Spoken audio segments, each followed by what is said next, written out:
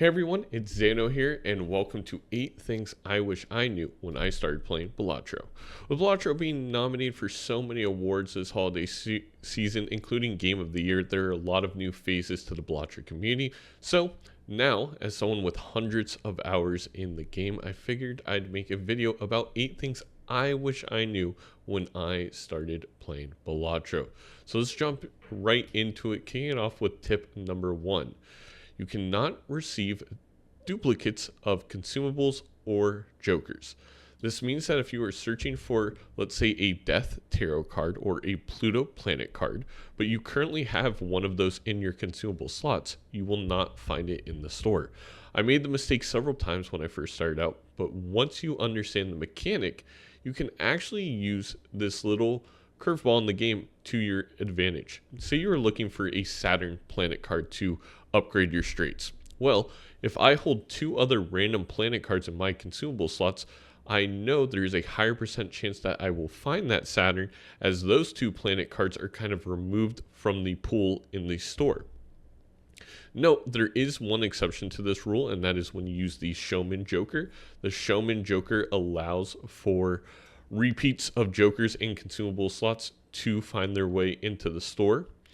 There's also the one caveat of the telescope voucher. So the telescope voucher guarantees your most played hand will show up in a celestial pack. That is the pack of cards that have planet cards. So if I have my most played hand as straights, there will always be a Saturn in that pack, even if I had a Saturn in my consumable slot in the top right. So make sure you keep this mechanic in mind. Don't drive yourself crazy looking for a second Death Tarot card in Arcana packs while you're holding a Death. It didn't take me too long to figure this out, but it's something I wish I knew right off the bat. Moving on to thing number 2. The mechanic of how Idol, Mail-in Rebate, and Castle choose the random suit and rank each round is different than the way Ancient Joker chooses its random suit.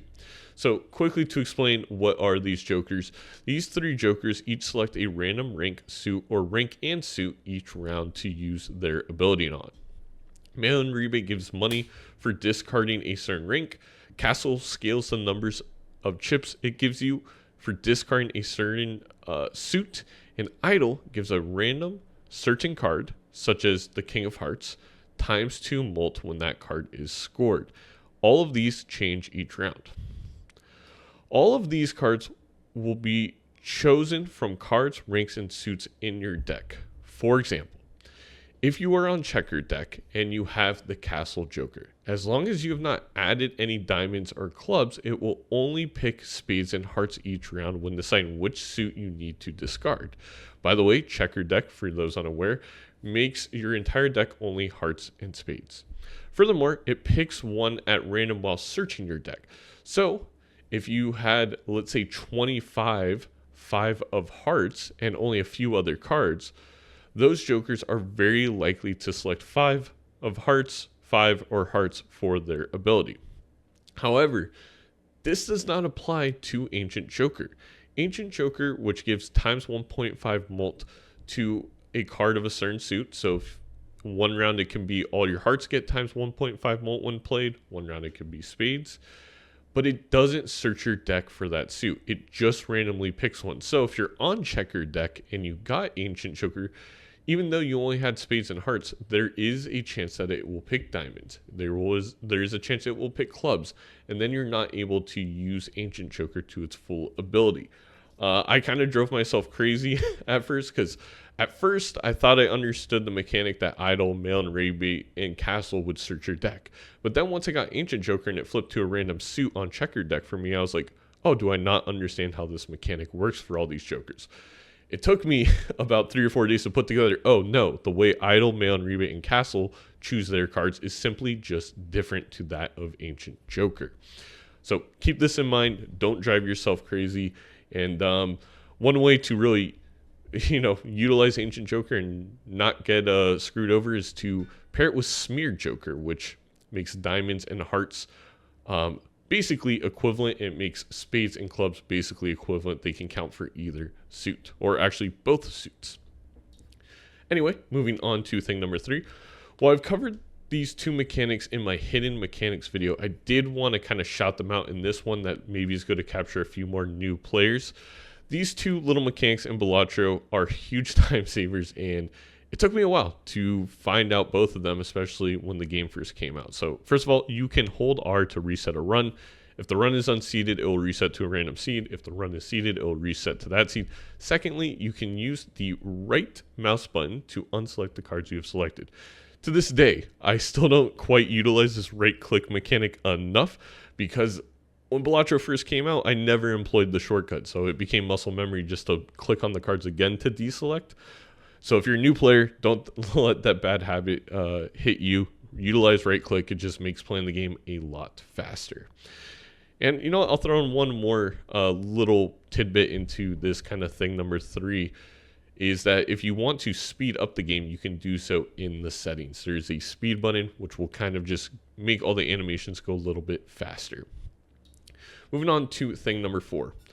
This one, a little bit more of a tip than a mechanic, but hands are economy. So you're probably wondering what that means. The way Balatro works is that when you defeat a blind, you receive money to spend at the shops. There are 3 ways you usually earn money at the end of a blind once you've defeated it. You receive it from interest, you receive it from any of your current money-making jokers, and you receive it for $1 for every single hand that is left over. Note that the green deck has a little bit of different rules on how money works. That one gives you more money per hand left over and some money for discards, but doesn't allow you to have interest. This tip and tidbit is really for all the other decks. But there's a reason why this is really important. While Golden Joker, the Joker that gives you $4 at the end of the blind, is a clear economy Joker, hand Jokers are also in their own way a pretty big benefit to your economy. So let's take the example of Burglar as our kind of little case study here. So what Burglar does is it adds 3 hands to your round and removes all your discards. A lot of times when I was first starting out playing this game, I would never utilize Burglar because I thought, well, you know what? I have 4 or 5 hands. That's more than enough. I'm scoring enough points. Why would I add Burglar?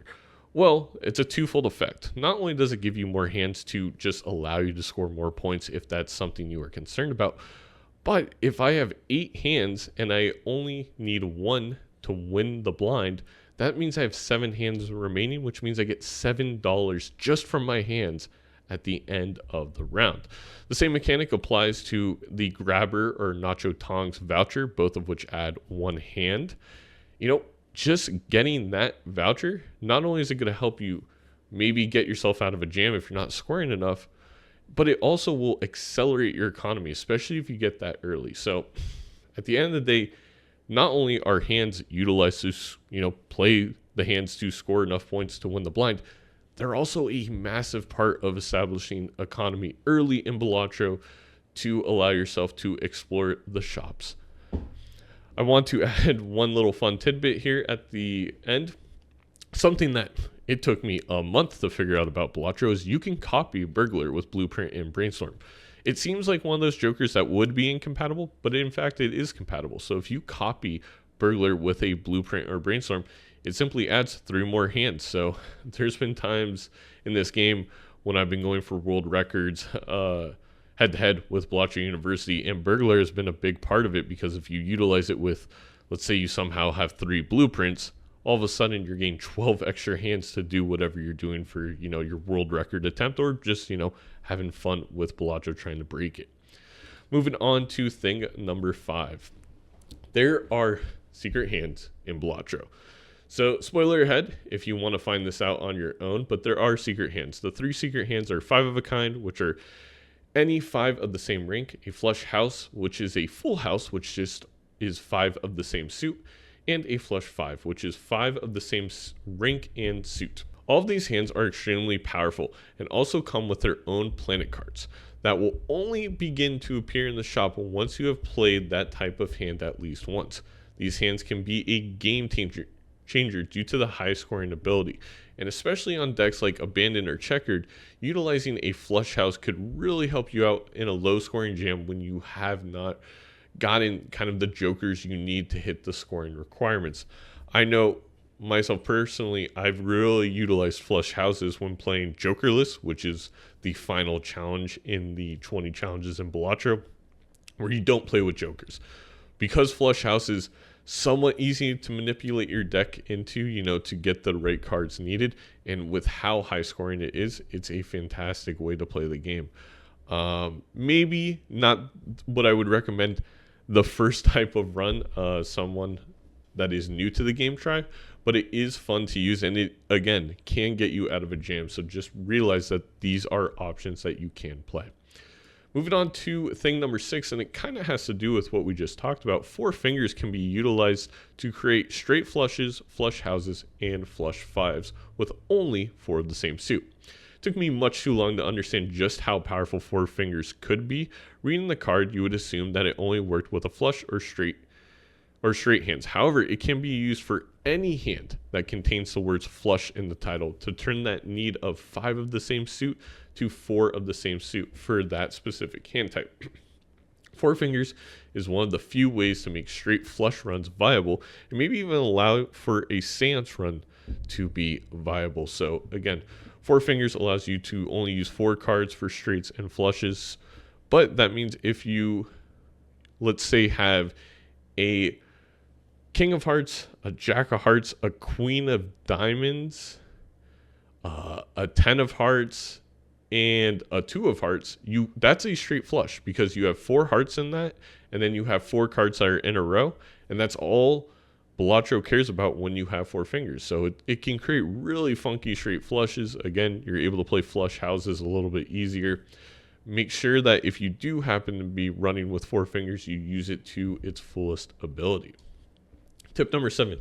When something is debuffed, it truly is not counted in any way. And that means it can be used to your advantage.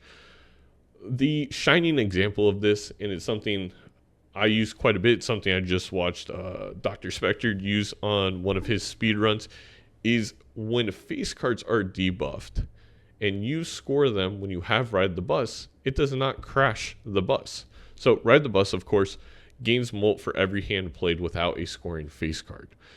But if face cards are debuffed and you play them and they score, it doesn't count as a scoring face card. Basically, when a card is debuffed and you play in a hand and it technically is scored but nothing happens, it really just counts as a nil value. It doesn't count as a real card for any of the jokers. If a joker interacts with that card in any way, it just does not do anything. So it's very important to notice this and understand this mechanic, because there's certain situations where you can't do X or you're supposed to do Y, and debuff is just going to kind of ruin that for you. But in the case of something like Ride the Bus, you can use it to your advantage. So you want to make sure you fully understand that it can go both ways. It does not count, but that means if something negative would happen if you played a certain card, that also does not count. Lastly, moving on to tip number 8. While the wheel says it has 1 in 4 chance to add an addition to a joker, the chances of it hitting foil, hollow, and polychrome are not equal. The same goes for the Aura Spectral card that adds additions to playing cards. Foil is the most common, then hollow, and polychrome is the most rare, and polychrome is by far the most rare. I believe 1 in 16 chance. Don't quote me on that. I need to double check the percentages in the back end. But furthermore, and the final piece of advice I'll give for this video is, we all know when you use the wheel, it's not truly 1 in 4. Local Thunk has probably been lying to us the whole time. I just don't believe it. Well, that's going to wrap things up. Thank you for watching. I hope these little tips and tricks can help some new players catch on to some of the more difficult mechanics or hidden mechanics and strategies in Balatro a little bit quicker. I'm thinking of making a follow-up video to this. I have, 16 mechanics I kind of want to talk about, but I want to edit it down to 8 to make it a little bit more digestible. If you want to see that, let me know in the comments. But anyway, to all the new players who have discovered Balatro, welcome to this amazing, awesome community, one of the best on the internet. Hope you enjoy the game. I hope to see you soon on a future live stream or a future video. Until next time, ZainoTV signing out.